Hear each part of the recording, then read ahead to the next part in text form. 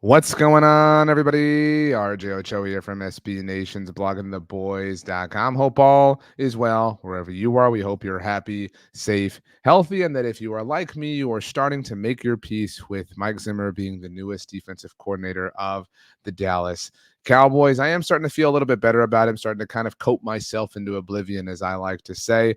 Today, we're going to be reacting to Mike Zimmer's introductory press conference with the Cowboys, which took place on Wednesday. Happy Valentine's Day to everybody, of course. I do want to let you know that the conversation that we're about to have, you can watch on the Blogging the Boys YouTube channel, obviously, or you can listen to it on the Blogging the Boys podcast network in the latest episode of the Ochoa, which is the show that I have on our podcast network. We are available on Apple devices, Spotify, etc., etc. I do also want to let you know that both of my dogs are in the office as I record this. So hopefully Bear and Honey are well behaved over the course of the next who knows how long. I'm going to write about this as well in case anybody's curious. I'm going to write, I think, 5 kind of reactions or 5 reactionary thoughts to the press conference. This was the first time, obviously, that we heard Mike Zimmer speak. Obviously, in general throughout this process, but certainly as an official member of the Dallas Cowboys. He was accompanied by Mike McCarthy. If you did not know that, it was the two of them sitting together throughout the whatever it was, 30 minutes or so. But reactions to Mike Zimmer as not to the news, but obviously we've talked about this for a long time, and I've expressed some concern. I've expressed some problems with the process and how we've gotten here, and I really don't want to be negative. I'm doing my best, obviously, to kind of see the light and see the optimism that so many other people seem to kind of have offered, and people who know more about the intricacies and the schematic advantages that Mike Zimmer offers than I do. There's so many talented content creators who have proclaimed how this was a genius move for the Dallas Cowboys. In fact, on my radio show, which you can listen to on 94.1 San Antonio Sports Star, you can watch us live on YouTube as well every day from 6 to 10 a.m. Central. We had Arif Hassan on, Rob Thompson and I, on Wednesday, on Valentine's Day. Arif covered the Minnesota Vikings for a long time. Still, obviously, covers the NFL. He's one of the brightest NFL minds on the internet. But to get a kind of idea of who Mike Zimmer was during his time as the head coach of the Vikings. And, I came at it, if you've watched anything I've done in this time since the Cowboys have gone this direction or listened to anything I've done, it's not a secret that I've been down. And once again, on the process specifically, I don't mean to just kind of lean on the semantics of it all. But when I was asking Arif certain questions, and we did podcast that conversation, by the way, for the podcast audience, I highly, highly, highly encourage you to go listen to it because it made me feel really good. Somebody who's doubted this process and doubted this kind of new reality, Arif really sold me. And for the first time, I started to feel really good about this. And so, coming from somebody who obviously knows Zimmer better than any of us do in terms of the current modern day Zimmer. Obviously, Mike Zimmer has been a part of the Cowboys before. And so I was already kind of feeling that way on Valentine's. And maybe it was all the candy that, my wife got for me because she loves me and she's wonderful. I'm so blessed. And a huge Valentine's Day shout out to the most beautiful woman in the world who, for some reason, chose to spend her life with me. But Zimmer's press conference, I thought, really kind of delivered and really was an opportunity for him, to kind of win over people like me, at least. I know there were a lot of people who were already into it, but I thought he crushed it, to be quite honest with you. So let's put on the screen. These are my tweets. Thank you, Bear. These are my tweets that I had throughout the press conference. I thought this was the easiest, and Bear, it's okay. We're going to get on board with Mike Zimmer, I promise. I thought this was the best way to kind of streamline what happened because I tweeted throughout the press conference. I promise I'm not just this narcissistic. But as we look here, first things first, Mike Zimmer noted that he had other opportunities that he could have taken. We'll show this tweet on the screen here for you. But I wasn't going to go somewhere that I didn't feel comfortable with the organization and the people here. It's obviously not a secret that Mike Zimmer has a history with the Dallas Cowboys, et cetera, et cetera. This is what I thought was really important. This is Mike Zimmer on taking over the Cowboys defense for the podcast audience. We're not trying to reinvent the wheel here. They've been pretty good. We're going to look at the players, trying to figure out the best way to use them, put the scheme together. We want to take the good things they've done and maybe add some good things we've done in the past and try to make this thing manageable where we're disciplined. He used the word discipline several times throughout the entire press conference. Well coached, play together as a team, try to make sure everybody understands their role so other people on the field can have success doing their job. And I know that we all sort of look at Mike Zimmer as this hard ass and this disciplinarian, this real strict coach, real strict personality. And for what it's worth, he talked about this a lot. I would really encourage you also to go watch it. It was really just kind of an interesting sort of view at who Mike Zimmer is and who Mike Zimmer kind of views Mike Zimmer to be. And he talked about that, he knows that that's his reputation. And he said that, if I was such a jerk, I don't know that so many people would have reached out and congratulated me upon getting this job. But I love this to kind of get back, away from, the jerkness of it all, which was a line he had a lot of fun with. But I love this. He said, we're not trying to reinvent the wheel here. There's an arrogance to all human beings, right? We're fascinating creatures in that sense, right? If any of us, I don't know what line of work you're in, whoever you are, however you are, but it's more probable than not that, at some point in time, you got a job, you took over for somebody who used to have that job, and you said, oh, they were doing a lot of great things, but I still want to, adjust this. I still want to do things my way. I still want to Frank Sinatra a little bit. And I think it's easy for NFL coaches to come in and say, I really just want everything to be my style. I want everything, the scheme and how we play and the routine and the regimens. I want it all to be in this case, the Mike Zimmer way.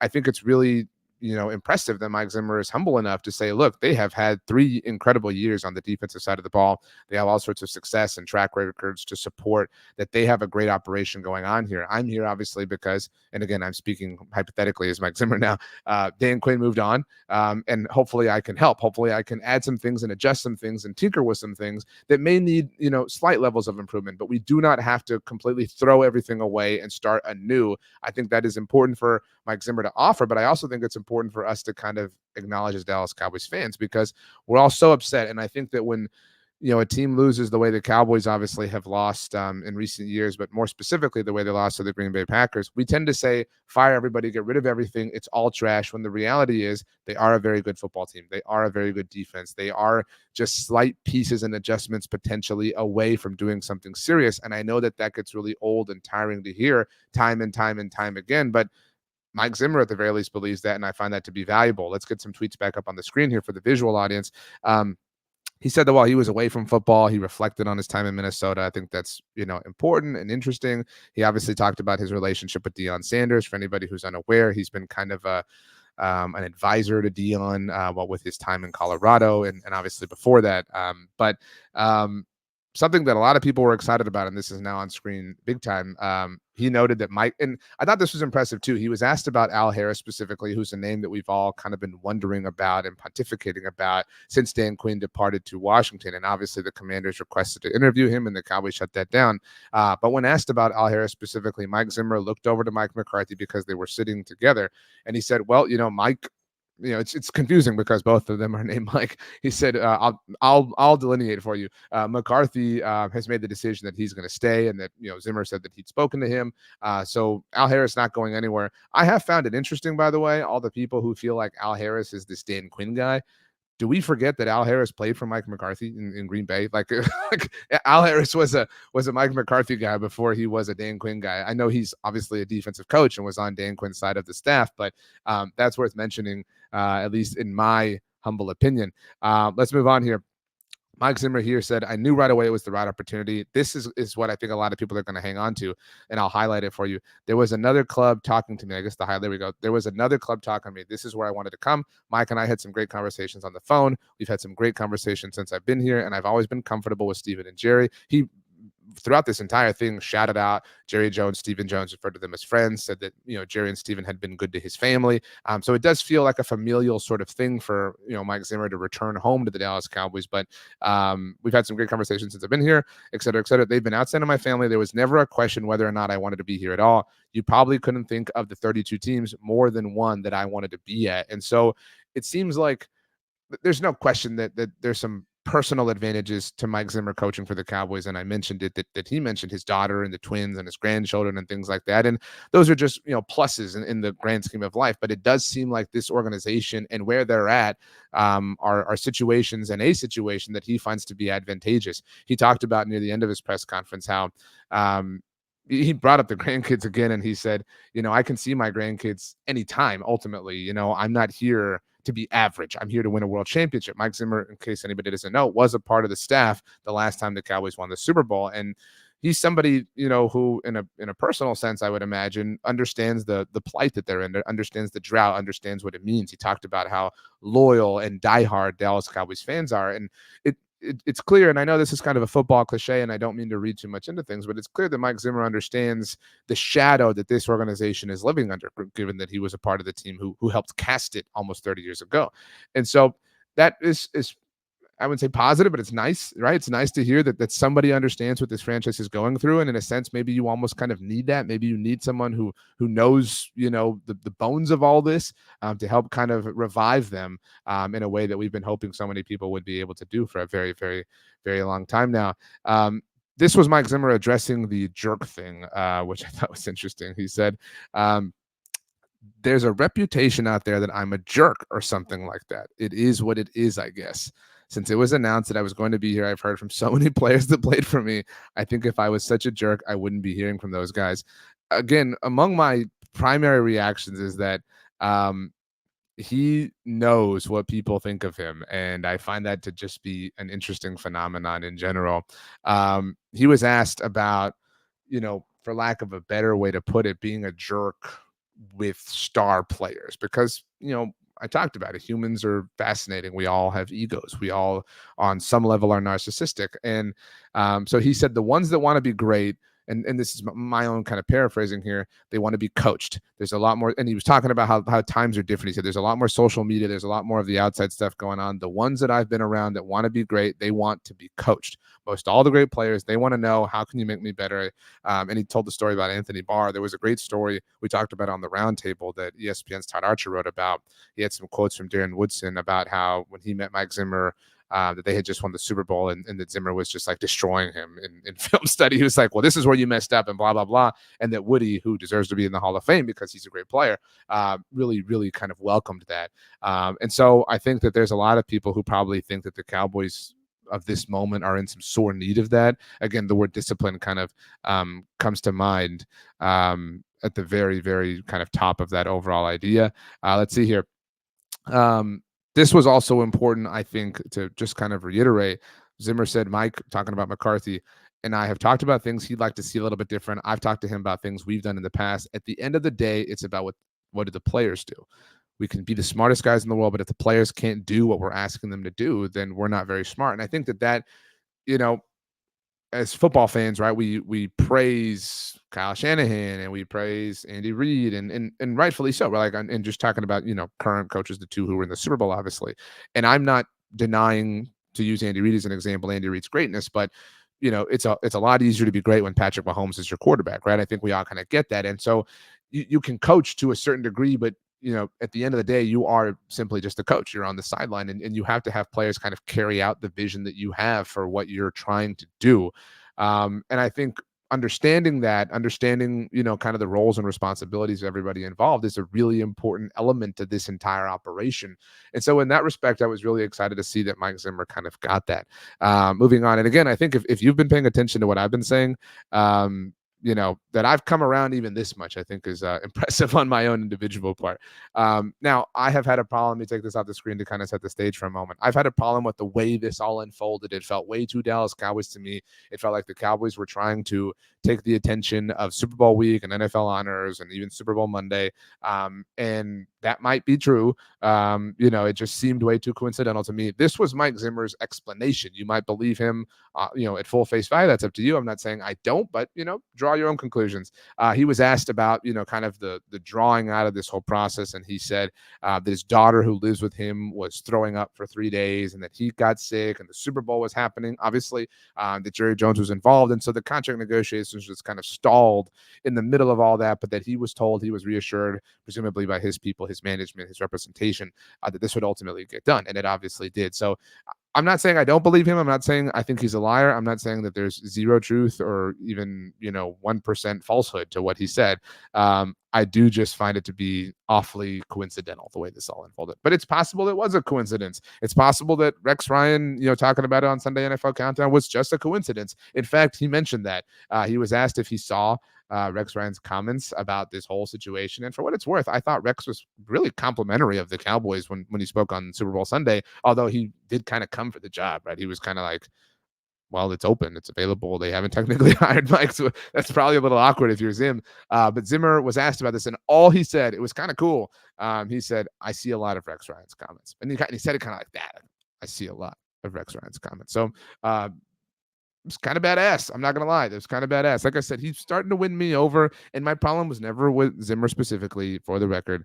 Um, so um, it kind of is what it is in that sense. All told, my overall takeaways, because that's kind of it. That was kind of the end of the press conference in terms of things that Zimmer said. My main takeaways are that the Cowboys are very clearly going to focus on being way more disciplined under Mike Zimmer than they have been, and I don't think that that's a demerit or an indictment against Dan Quinn. But it's funny, this is why we do all these shows and why we have all these conversations, because hopefully we learn a lot. I know that I learned a lot from my colleagues here at Blog on the Boys and across SB Nation. In a recent one, Danny Phantom brought up something I thought that was interesting to consider. If you didn't watch this week's Blog on the Boys roundtable or listen to it, what the hell, dude? What, I mean, seriously. But in all seriousness, you should. And Danny brought up the example from Micah Parsons' first ever preseason game. And I don't mean to just pick an isolated cherry pick. I don't think that's fair to do either. But if you recall, if anybody remembers, and they highlighted this on Hard Knocks, Micah wanted to play. It was the first of, at the time, 5 preseason games, or 4 preseason games, because they had already, dwindled it back. But either way, the first preseason game. And he was on the phone with Dan Quinn, who was up in the booth, and Dan was like, "No, man, no, just stay calm, stay calm." And it was fun, and it was, lighthearted, and I don't mean to look back and hate on it, but Danny brought up a point like Zimmer doesn't seem to have time for that. Like that, it seems like that would be a very different conversation with Micah and Mike Zimmer than it was between Micah and Dan Quinn. And Micah's kind of, I mentioned the radio show. I kind of equated Dan Quinn to Chuck Daly with the Dream Team. That's kind of how it feels to me now that we kind of have enough time to look back on it. Just kind of a player's coach, a really talented mind, obviously, not to take away from that, but somebody who kind of let the players' personalities, drive the success. And how could you not, given what the Cowboys have done over the last 1,000 days? And so it feels like Mike Zimmer is here to say, y'all are great, but we can be even greater together. And so I'm hopeful in that respect, that is indeed what is ultimately going to come from this. That's my takeaway, is that Mike Zimmer is not here to make friends. There's a lot of great rants in television history or pop culture history of people who reach a certain level of adulthood. I know we have some younger audience members that say that maybe haven't gone through a lot of adulthood quite yet, but there's a great kind of rant, a general rant, where people say, "I've got enough friends. I'm at the stage of life where I need to be making more friends. I've got my set friends." And it feels like Mike Zimmer's kind of at that point where he's, I'm good. I want to win, and I want to help you win. And we're just going to focus on that. We're not going to focus on any kind of jovial nature here. We're going to focus on destroying the other team. And so I'm more excited today than I was when the day began. And so in that sense, it was a success for the Dallas Cowboys and for Mike Zimmer. So Mike Zimmer is indeed the newest defensive coordinator of our Dallas Cowboys.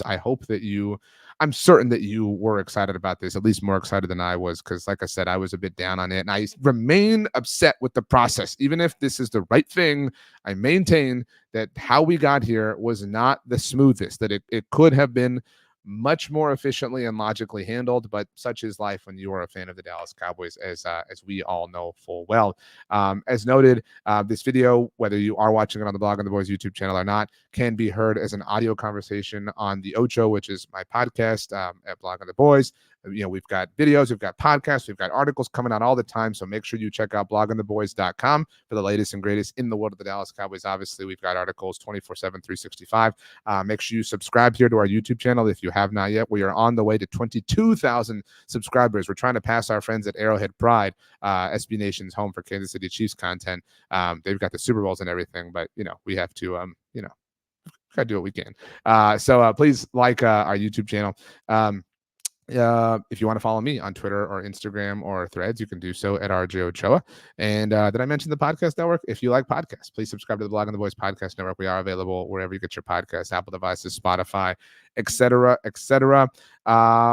So now that Mike Zimmer and all this has happened and the press conference is officially over and whatnot, it's time for the Cowboys to fill out their staff, that staff that we know that will feature Al Harris. The aforementioned Todd Archer also reported right after the press conference that Robert Prince will be staying around to coach the wide receivers, but there's definitely some other things that obviously the Cowboys have to do to fully fill out the staff. A point that Mike Zimmer mentioned, he said, we've got to fill out the staff first. We've got to watch film together. We've got to get on the same page. We've got to establish the same language so we can all speak that language together. So the train has finally left the station of the offseason, and hopefully it starts to pick up some steam, certainly as we get closer and closer to free agency and the draft. But we'll have you covered throughout it all.